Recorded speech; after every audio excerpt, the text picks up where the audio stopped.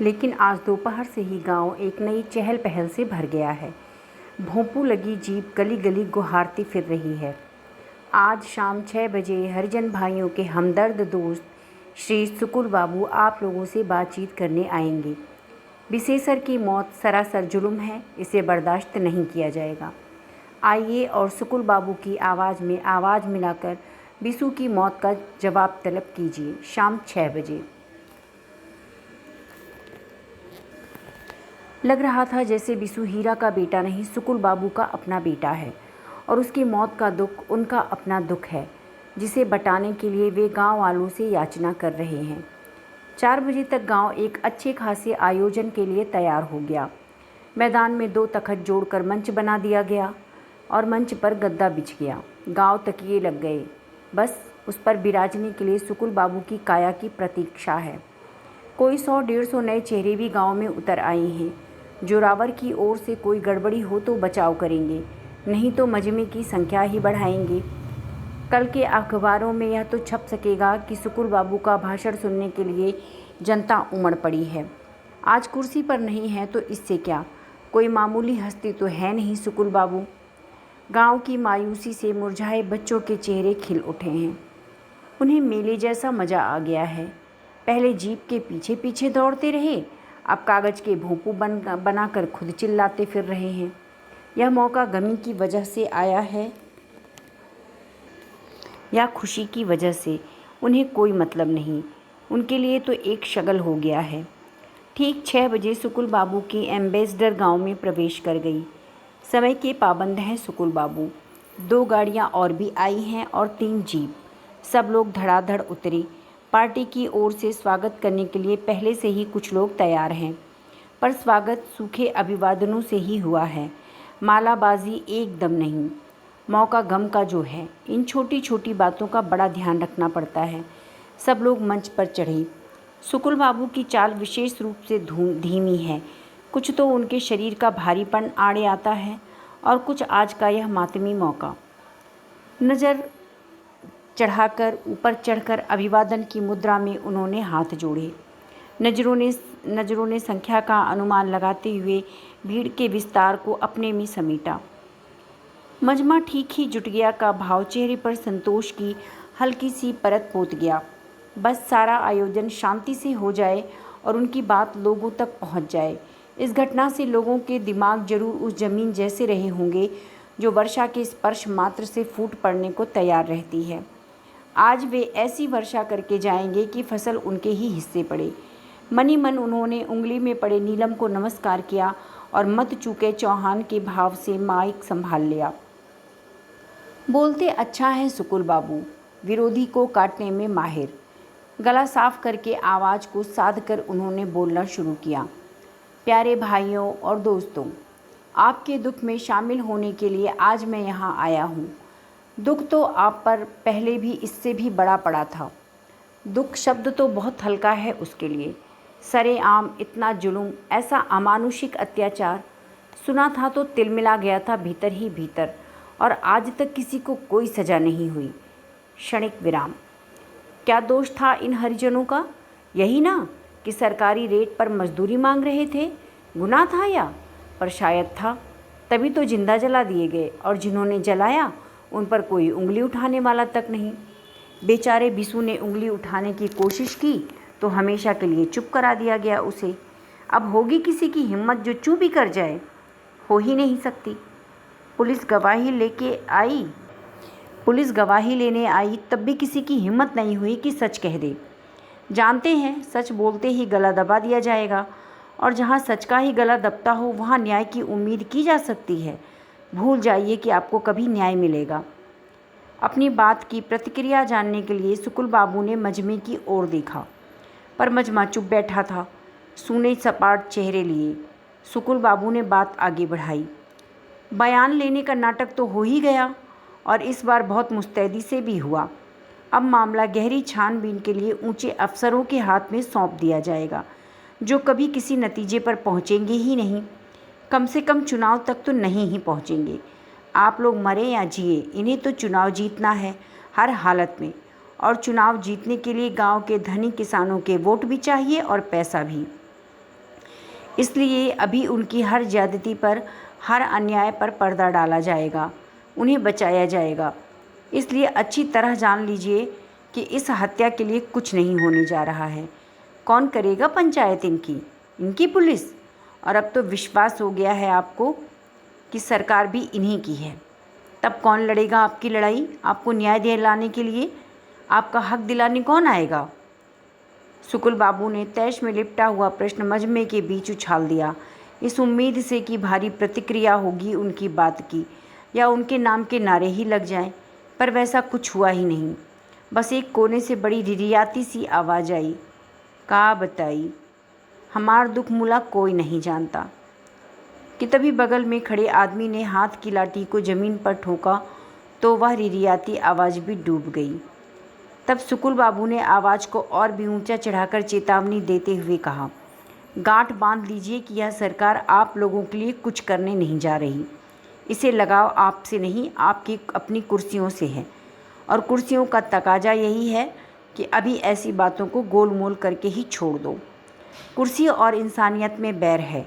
इंसानियत की खाद पर ही कुर्सी के पाए अच्छी तरह जमते हैं। मजमे में एक सिरे पर जहाँ नए नए चेहरे वाले लोग बैठे थे, तालियां बजने लगी। शांत रहिए, शांत रहिए। उस जरा से शोर के लिए सकुल बाबू ने ऐसे कहा जैसे भारी शोर मच रहा हो। फिर अपनी बात जारी रखते हुए कहा, चुनाव जीतने के लिए सारा जोर लगा दिया है सरकार ने, पर मैं पूछता हूँ कि क्यों? मैं तो हारा हुआ आदमी हूँ, मुझसे भला कैसा डर? अरे जनता ने भरोसा करके आपको कुर्सी पर बिठाया है, और कुर्सी पर बैठकर आपने जो किया जनता के हित में ही किया होगा। फिर डर काहे का? काहे सफ़ेद को काला और काले को सफ़ेद करने में लगे हो? क्षणिक विराम। इस हारे हुए सुकुलवा से डरने की ज़रूरत नहीं, पर भगवान से ज़रूर डरो। इन बेजुबान बेगुनाहों पर इतना जोर जुलूम मत करो। मजमे में हल्की सी सुरसुराहट होने लगी तो कुछ सुकुल बाबू के चेहरे पर चमक और आवाज़ में तेजी आ गई। मैं मानता हूँ कि हमसे गलतियाँ हुई, आपने दिखा दी और हमने मान ली, क्योंकि जनता कभी गलती नहीं करती। इस सरकार ने आपकी सुख, शांति, उन्नति, समृद्धि के लिए बड़े बड़े आश्वासन दिए। हम आश्वस्त हुए कि क्योंकि जनता के कल्याण में ही हमारा सुख है। सभा एकदम स्तब्ध। सच मानिए, यदि मुझे लगता कि सरकार के हाथों आपका भला ही भला होना है तो आज आप लोग मुझे यहाँ कभी नहीं पाते। इस सत्कार्य में दा साहब का सहयोगी ना बनकर विरोधी बनूं, इतना नीच नहीं हूँ। पर बातें कुछ और, काम कुछ और। दिन दहाड़े के इस जुल्म को चुपचाप बर्दाश्त कर लूँ, इतना भी गया गुजरा नहीं हूँ।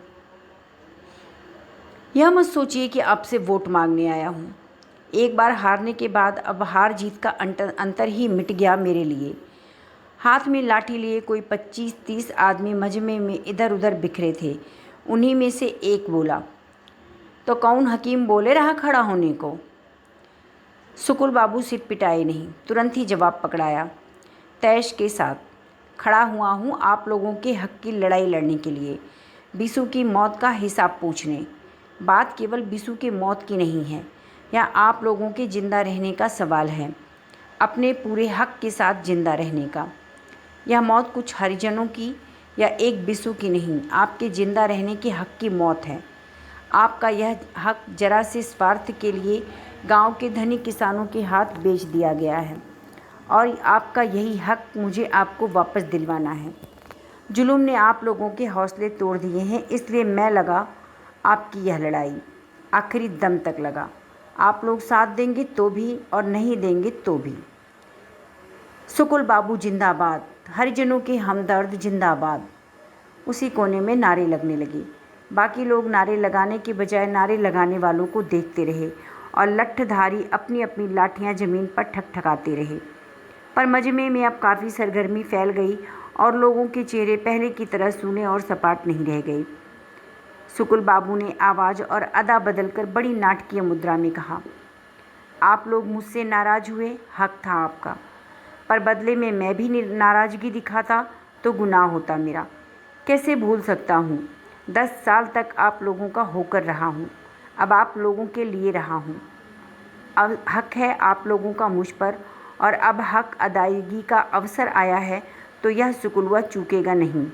चूके तो जूते मारिए उसके मुंह पर। मुझे दास साहब से न्याय मांगना है, बातें और आश्वासन नहीं। 9 आदमियों को मारने वाला मुजरिम चाहिए, बिसु को मारने वाला हत्यारा चाहिए। तभी एक कोने में कुछ गोलमाल होने लगा। बात कुछ ठीक से समझ में नहीं आई। उसके पहले ही दूसरे कोने से फिर नारे लगने लगे, और धांधली नहीं चलेगी, नहीं चलेगी, सुकुल बाबू जिंदाबाद। और तय हुआ कि अगले सप्ताह ही कोई दिन तय करके जुलूस दास साहब के यहाँ जाएगा, जिसका नेतृत्व सुकुल बाबू करेंगे। मजमा उखड़ने तक लोगों में काफ़ी उत्तेजना आ गई थी और सुकुल बाबू को लगा कि उनका तालमेल लोगों के साथ बैठ गया। बड़े संतुष्ट और गदगद से सुकुल बाबू गाड़ी में बैठे। उनके सहयोगी बिहारी भाई ने कहा, आखिर आपने रंग जमा ही दिया सुकुल बाबू। सुकुल बाबू का मन फिर आंकड़ों में उलझ गया। जोरावर वाले दल के वोट तो गए, करीब 45% वोट हैं जोरावर के एकदम बंधे बंधाए, एक नहीं फूटने का उनमें से। अब बचे हुए सारे वोट अपने पक्ष में करने पड़ेंगे, तब बात बनेगी। पर इन नीची जाति वालों का कुछ भरोसा तो है नहीं। घेर घार कर लाने पर भी कुछ तो वोट देने आएंगे ही नहीं, और जो आएंगे उनका रुख कब बदल जाए, वे कब फूट लें, कुछ ठीक नहीं ससुरों का। अब सारे हरिजन और बिसु की जात वाले एकजुट होकर सुकुल बाबू के साथ नहीं आए तो बहुत महंगा पड़ जाएगा उनका यह भाषण। और सुकुल बाबू को लगने लगा कि गांव वालों की ओर से जैसी प्रतिक्रिया होनी चाहिए वैसी नहीं हुई। उनकी पार्टी के लोग ही थे जो थोड़ी गर्माहट फैलाए थे, बाकी लोग तो दबे सहमे ही बैठे रहे। लाठियाँ लिए 10-20 लोग जो दिखाई दे रहे थे जरूर जोरावर के आदमी रहे होंगे। उन्होंने अपनी ओर से कोई गड़बड़ नहीं की, पर माहौल को गर्म भी नहीं होने दिया। इससे तो साले कुछ कर देते, खलबली भी मचती और मजमे का रुख अपने आप उनकी तरफ हो जाता। लगता है आतंक तगड़ा है जोरावर का, वरना अपने हित की बात पर भी ऐसे बेजान होकर बैठे रहें। इतने बौड़म तो अब नहीं रहे गाँव वाले, बल्कि कहना चाहिए कि शहरियों के भी कान काटने वाली चतुराई आ रही है उनमें आजकल। पिछले साल इन्हीं ने कान काट कर रख ही दिए थे उनकी अपनी हथेली पर। एकाएक कुछ ख्याल आया सुकुल बाबू को। ड्राइवर से बोले, गाड़ी ऊपर वापस घुमाओ। गाड़ी रुकी तो ड्राइवर ने पूछा, किधर चले? बिसु के घर तो गए ही नहीं, और उसका बाप तो सभा में आया नहीं होगा शायद, और आया भी हो तो भी घर जाकर मिलने और दिलासा देने का ही असर होता है। गांव वाले तो इन छोटी छोटी बातों पर बिक जाते हैं बेचारे। गाड़ी वापस आई देखकर बिखरे मजमे के कुछ लोग फिर सुकुल बाबू के इर्द गिर्द जमा हो गए। 2 लठैत भी मजमे के साथ आकर खड़े हो गए, वैसे चुपचाप, पर उनके तेवर पर एक प्रश्न बहुत साफ लिखा था। घंटे भर बकवास कर ली, अब और क्या बाकी रह गया जो फिर पलट आए। लेकिन जब सुकुल बाबू की मंशा मालूम हुई तो दल का दल सुकुल बाबू के साथ चल पड़ा। गाड़ी जाने का सवाल ही नहीं था। उस रास्ते पर सो पद यात्रा करनी पड़ी। जुलूस के रूप में सब हीरा के घर पहुँचे, पर बेकार हो गया जाना। घर पर केवल 2 बच्चे ही मिले। पूछने पर बोले, दद्दा और माँ शहर गए हैं, दोपहर से ही, रात में लौटेंगे। शहर? किसके साथ? क्यों? एकाएक ढेर सारी शंकाएं उभर आईं सुकुल बाबू के मन में। कहीं दा साहब ने ही ना बुलवा लिया हो, वे इधर भाषण ही देते रह गए हों और उधर उन्होंने दूसरी ही घुट्टी पिला दी हो। क्या जाने बिंदा जीजा ले गया है। कौन बिंदा जीजा? वही रुक्मा जीजी वाला। खैर पूछताछ करने पर मालूम हुआ कि बिंदेसरी बिसु का खास दोस्त है। आदमी पढ़ा लिखा जरूर है, पर है बेहद बदमिजाज और बदजबान। सुकुल बाबू थोड़ा ठंडकते माथे से ही गाड़ी पर लौटे। बिसु के बाप को घर पर मिलना चाहिए था। वे आखिर बिसु की गमी में ही तो आए थे। कल से ऐलान करवा दिया था कि उसके बावजूद कमबख्त शहर चला गया।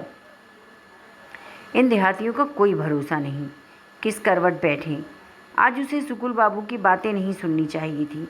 बातें ना भी सुनता तो कम से कम उन्हें अपने घर आया तो देखता। खैर गांव वालों ने तो देखा ही है कैसे इतनी दूर पैदल चलकर वे गए। गांव वालों पर ज़रूर इसका असर हुआ होगा। लेकिन खा पी कर लेटे तो दिमाग के एक कोने में टंगा हुआ यह प्रश्न फिर से कुरेदने लगा, बिसु के माँ बाप शहर क्यों गए? वह भी उस दिन जिस दिन उनका भाषण था। ज़रूर दा साहब ने कोई चाल चली होगी। इस बार दा साहब की हर चाल की जवाबी चाल उन्हें चलनी है, और वह भी सवाई। यह मौका गया तो 4 साल तक कोई उम्मीद नहीं, और 4 साल आज तो सब तरफ जैसी हालत हो गई है, उसमें 4 दिन का भरोसा नहीं। उंगली आंखों के सामने लाकर सुकुल बाबू मुग्ध भाव से नीलम की ओर देखते रहे। बस अब तेरा ही भरोसा है, तू ही पार लगाना। फिर उठे और सीधे बैठकर जोर जोर से एक मंत्र का जाप करने लगे। नींद अच्छी आती है इस जाप से। जिस समय गांव में पूरे जोश खरोश के साथ सुकुल बाबू अपना भाषण दे रहे थे, दास साहब सचिवालय से लौटकर घर में अपना ऑफिस खोले बैठे थे। नियम है यह उनका, 7 से 9 बजे तक वे ज़रूर अपने घरेलू ऑफिस के कमरे में बैठते हैं। काबिले गौर फाइलों को यहीं देखते हैं। फाइलें निपटाने की अपनी मुस्तैदी के लिए बड़ा यश है दास साहब का। उनका विश्वास है कि काम वही अच्छा जो अपने हाथों से हो और अपनी नज़रों के नीचे हो। दफ्तरों और अलग अलग महकमों में फैली काहली और गैर जिम्मेदारी पर मन बड़ा क्षुब्ध रहता है दास साहब का, और चाहते हैं कि केवल उपदेश ना देकर अपना उदाहरण सामने रखकर नसीहत दें। बापू यूँ ही इतने बड़े देश को अपने साथ त्याग के रास्ते पर चलाकर नहीं ले गए थे, पहले खुद चले थे। आस्था से कही बात और आस्था से किया काम दूसरे तक ना पहुँचे, यह हो ही नहीं सकता। नहीं पहुँचता है तो समझो तुम्हारी आस्था में कमी है। बापू की हर बात, हर आदर्श को गांठ बांध कर रखा है दास साहब ने। तभी चपरासी ने आकर सूचना दी, दत्ता बाबू आए हैं। मशाल वाले, और बड़े अदब से दत्ता बाबू का कार्ड पेश कर दिया। कुछ क्षणों के लिए कोई प्रतिक्रिया नहीं हुई दास साहब के चेहरे पर। लगा जैसे चेहरा तो ऊपर उठा लिया है, पर दिमाग कहीं फाइलों में ही अटका रह गया है। चपरासी हुक्म की प्रतीक्षा में बुत बना खड़ा रहा। कुछ सोच में पड़ गए दास साहब। सामान्यतः वे इस समय विशेष प्रकार के लोगों से ही मिलते हैं, पर दास साहब ने ही तो बुलवाया था दत्ता बाबू को। ठीक है, ले आओ अंदर। सोच में से उबरे तो आदेश दिया। फिर एकाएक जैसे कुछ याद आया हो, बोले, और सुनो, रत्ती से कहना कि 5-7 मिनट में ही DIG से फ़ोन पर बात करवा देगा। चपरासी बाहर निकला तो दास साहब ने फाइल बंद करके एक और सरका दी। फाइल मेज पर से ही नहीं सरकी, दिमाग से भी और चेहरे से भी सरक गई। उसूल है दास साहब का, जिससे भी मिलो पूरी तरह मिलो। यह नहीं कि दिमाग तो कहीं और अटका है और आने वाले को हाँ करके टरका रहे हैं। नहीं तो समय है, साफ मना कर दो। साफ गोई में वे विश्वास रखते हैं और दूसरे से भी उसकी अपेक्षा रखते हैं। दत्ता बाबू घुसे तो एक ही मुस्कुराहट में उनका स्वागत भी कर दिया और अभिवादन का जवाब भी दे दिया। फिर बड़े हल्के फुल्के ढंग से कहा, आइए दत्ता बाबू आइए, पर इस समय कैसे? दत्ता बाबू हल्के से सकपका गए। उनका बढ़ता कदम एक क्षण को वहीं थम गया। तब लगा जैसे गलत समय पर आ गए हों। थोड़ा हकलाते हुए बोले, जी वो आपने याद फरमाया था कल लखन बाबू ने। दत्ता बाबू की सकपकाहट भाप गए दास साहब। उन्हें सहज बनाने के लिए बोले, हाँ भाई हाँ, मैंने ही मिलने के लिए बुलवाया था। आप लोग भले ही भूल जाएं, पर मुझको तो सबका ही ख्याल रखना पड़ता है, सबकी ही खैर खबर लेनी पड़ती है। नहीं नहीं, कैसी बात फरमा रहे हैं? भला ऐसा कभी आप हुक्म करते? शब्द नहीं सूझ रहे हैं दत्ता बाबू को। दास साहब ने ही उन्हें उबारा। कोई 5-6 महीने हुए इंटरव्यू के लिए समय मांगा था आपने, दे नहीं सका था। समय के अभाव की बात तो अपनी जगह थी ही, पर मैं चाहता ही नहीं था। जी? भौचक भाव से दत्ता बाबू चेहरा देखने लगे दास साहब का। योजनाएं हैं, मैं ये करूँगा वो करूँगा, मेरे शासनकाल में ये होगा वो होगा, यही सब। पर ये गा गे गी वाली भाषा मुझसे बोली नहीं जाती। अरे भाई, पहले कुछ कर दो फिर उस पर बात करो। दूसरों से भी बात करने को कहो, आलोचना करने को कहो। जी वो बात ऐसी है कि मैं आना तो अब क्या बताऊं। मैं उलाहना नहीं दे रहा, जानता हूं काम बढ़ गया है आप लोगों का। बीच में तो यह स्थिति थी कि बनी बनाई खबर आ गई ऊपर से, और छाप भी। आप लोगों के लिए तो कुछ काम ही नहीं रह गया था। फिर जरा ठहर कर बोले, प्रजातंत्र में अखबार पर पाबंदी हो अशोभनीय स्थिति लगती है यह। दत्ता बाबू को तो जैसे बढ़ावा मिल गया। अखबार बंद होने की भड़ास निकालने का मौका आ गया। भभक कर बोले, अशोभनीय? मैं कहता हूँ काले अक्षरों में लिखा जाएगा उन शर्मनाक ज्यादतियों का इतिहास। गला घूंट कर रख दिया था सबका। मैं तो ना ना दत्ता बाबू, अंकुश लगा दिया दा साहब ने। आपका इस तरह टिप्पणी करना भी कोई खास शोभनीय नहीं है। आप लोगों ने जो भी भूमिका अदा की उसे किन अक्षरों में लिखेंगे आप? चापलूसी और जी हजूरी की भूमिका तो नहीं है अखबार नवीसों की। दत्ता बाबू की सांस भीतर ही खींची रह गई। दा साहब ने पैनी नज़र से देखते हुए कहा, फिर आपका अखबार तो अश्लीलता के आरोप में बंद हुआ था। सो भाई, बात अधूरी ही छोड़ दी दा साहब ने। दत्ता बाबू की नज़रें ज़मीन पर और मन गड्ढे में। फिर भी किसी तरह साहस बटोर कर बोले, जी वो झूठा आरोप था। असल में हमारे अखबार ने, अब मैं, खैर छोड़िए, जो कुछ हुआ उस पर टीका टिप्पणी करना अच्छा लग सकता है पर उचित नहीं है। उस सब के लिए मैंने बुलाया भी नहीं है आपको। बेहतर है कि अब मौका मिला है, कुछ लोगों ने भरोसा करके कुछ जिम्मेदारियां सौंपी हैं तो उन्हें अच्छी तरह निभाएं, पूरी निष्ठा और लगन के साथ। तो हम लोग भी सारांश का विराम देकर एक एक अक्षर पर जोर देते हुए वाक्य पूरा किया। आप लोग भी। शब्दों में ऐसा कुछ नहीं था, पर पता नहीं दा साहब के लहजे में कुछ था या उनकी नज़रों में कि एकदम सख्ते में आ गए दत्ता बाबू। मन ही मन याद करने की कोशिश करते हुए बोले, सोचने लगी कहाँ क्या गुनाह हो गया। पर दा साहब ने तुरंत ही उबार लिया, बड़े सहज भाव से पूछा, अब तो गला घुटने का एहसास होता नहीं आपको? किसी तरह का कोई अंकुश भी नहीं महसूस होता अपनी बात कहते समय? जी नहीं, बिल्कुल नहीं। पर इतनी सी बात कहते समय भी आवाज़ घुटी घुटी ही निकल रही थी दत्ता बाबू की। सहज नहीं हो पा रहे थे। खुलकर टिप्पणी करिए, हम गलती करें तो खुलकर निंदा भी कीजिए हमारी। दत्ता बाबू टुकुर टुकुर दा साहब का मुंह ही ताकते रहे। मैं तो भाई कबीर के दोहे का कायल हूँ, निंदक नियरे ना राखिए। प्रशंसक से निंदक ज़्यादा हितैषी होता है हमेशा, आपको सतपथ पर रखता है। आदमी एक बार इस गुर को समझ ले तो हमेशा के लिए भटकने से बच जाए। पर स्वभाव है आदमी का, प्रशंसा ही अच्छी लगती है उसे। हंस पड़े दा साहब। तो दत्ता बाबू ने भी राहत की सांस ली। नहीं, ऐसे तो कोई ख़ास बात नहीं, बेकार ही इतना सिटपिटा गए थे वे। तभी फ़ोन की घंटी बज उठी। दा साहब ने चोंगा उठा लिया। कौन? सिन्हा? बोलो। अच्छा। चेहरा कुछ तनने लगा दा साहब का। देखो भाई, तुम मामले की तह तक जाओ और दूध को दूध और पानी का पानी करो, यही काम है तुम्हारा, समझे? देखो सिन्हा, मैं चाहता हूँ कि घटना की सही सही तहकीकात हो। कोई क्या कहता है इसकी चिंता मत करो, मेरे कहने की भी चिंता मत करो, बस अपना फ़र्ज निभाओ ईमानदारी और सच्चाई के साथ। सो तो होगा, इसे कौन रोक सकता है? और देखो, किसी अफसर को भेजकर फिर से बयान लेने को कहो। सुना है लोगों ने डर के मारे सही बयान नहीं दिए।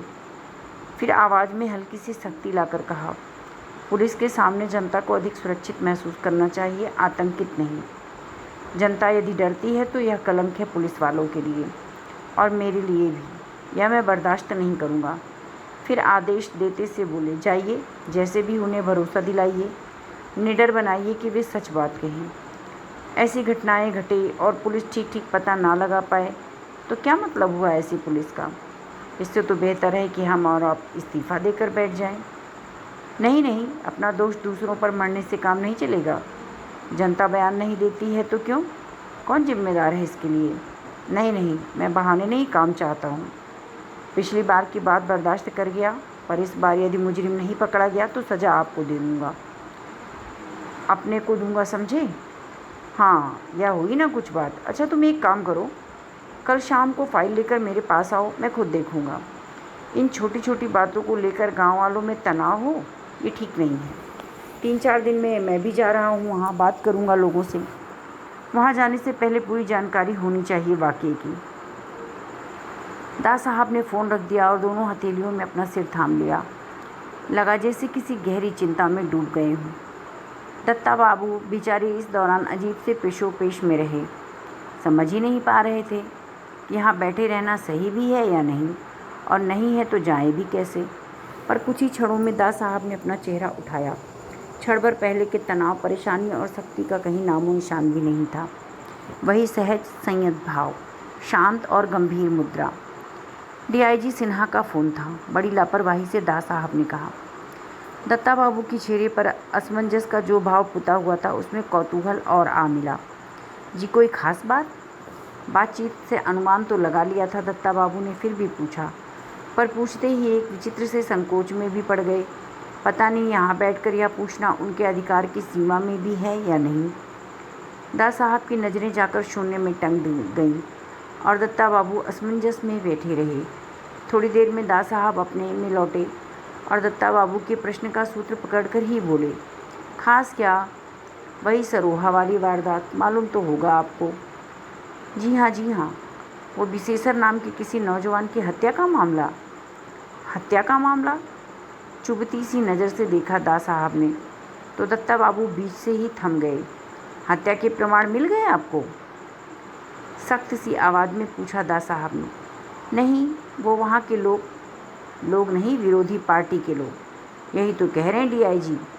घटना वाले दिन से बयानों से नतीजा कुछ ऐसा निकल रहा है कि लड़के ने आत्महत्या कर ली और सुकुल बाबू के लोग दूसरे दिन से ही वहाँ चिल्लाते फिर रहे हैं कि हमें इस हत्या का जवाब चाहिए। अभी कोई घंटा भर पहले सभा करके धुआंधार भाषण दे दिया सुकुल बाबू ने। पुलिस की रिपोर्ट आई नहीं, उनकी आ गई। दत्ता बाबू थोड़े असहज हो चुके, फिर भी खैर मनाते रहे कि मशाल का अंक अभी नहीं निकला, कल निकलने वाला है और उसमें भी हत्या की ही बात लिखी हुई है, बल्कि हेडलाइन ही है वह। ठीक है भाई, तुमको चुनाव जीतना है, पर लोगों की शांति और आपसी सद्भावना पर तो मत जीतो। होगा क्या, गांव में पहले से ही तनाव है और बढ़ जाएगा। आपस में मारकाट मचेगी और इसका परिणाम पिसेगा बेचारे गरीबों का तबका। संपन्न लोग तो जैसे तैसे बच ही जाते हैं पैसे के जोर से, ताकत के जोर से। मरता तो गरीब ही है। नहीं, दास साहब की आत्मा जैसे चीत्कार कर उठी। यह तो गरीबों की कब्र पर अपना महल खड़ा करने की बात हो गई। दास साहब की आवाज़ दुख और शोभ में भीग उठी। चेहरे पर भी विषाद की हल्की सी छाया पुत गई। दत्ता बाबू ने भी प्रत्युत्तर में दास साहब के चेहरे से थोड़ा विषाद लेकर अपने चेहरे पर पोत लिया और करके अपनी चिंता प्रकट कर दी। दुहाई गरीबों की सब देते हैं, पर उनके हित की बात कोई नहीं सोचता। जनता को बांट कर रखो, कभी जाति की दीवारें खींचकर तो कभी वर्ग की। जनता का बटा बिखरापन ही तो स्वार्थी राजनेताओं की शक्ति का स्रोत है। कुछ गलत कह रहा हूँ मैं? दत्ता बाबू ने बड़ी मुश्किल से थूक निकला।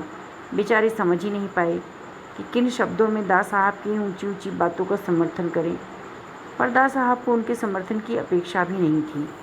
गहरी निष्ठा से उपजी हुई बातें बाहरी समर्थन की मोहताज नहीं होती। कभी कभी पराकाष्ठा में दास साहब कुछ दार्शनिक हो जाते हैं, लेकिन मैं क्यों किसी के विवेक अविवेक पर टिप्पणी करूं?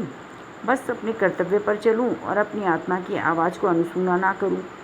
यही बहुत है मेरे लिए। गीता से यही तो एक सीख ली है मैंने। और आँख मूंद कर मनी मन गीता को नमस्कार किया दास साहब ने। दोबारा जब आँख खुली तो ना चेहरे पर परेशानी थी, ना विषाद, ना आरोप। लगा जैसे गीता ने क्षण भर में ही सब कुछ पोंछ पाँच कर उनकी अपनी गरिमा उन्हें लौटा दी। वही सौम्य शांत संयत चेहरा। सारे प्रसंग को स्थगित करके उन्होंने नए सिरे से दत्ता बाबू के साथ अपने आप को जोड़ा। खैर छोड़िए, आपसे तो मैं पूछ रहा था कि अब तो किसी तरह की कोई पाबंदी, कोई अंकुश तो नहीं महसूस होता आप लोगों को? होता हो तो साफ कहिए, साफ गोई का आदर करता हूँ मैं। दत्ता बाबू कुछ कहते इसके पहले ही दास साहब फिर चालू हो गए। पिछली सरकार ने कुछ अखबारों को विज्ञापन ना देने का आदेश दे रखा था सरकारी महकमों में। सही बात कहने का साहस दिखलाया था इन अखबारों ने, उसी की सज़ा थी। पर भाई मेरे साहस को तो पुरस्कृत होना चाहिए। मैंने भी सारी पाबंदियां हटा दी हैं।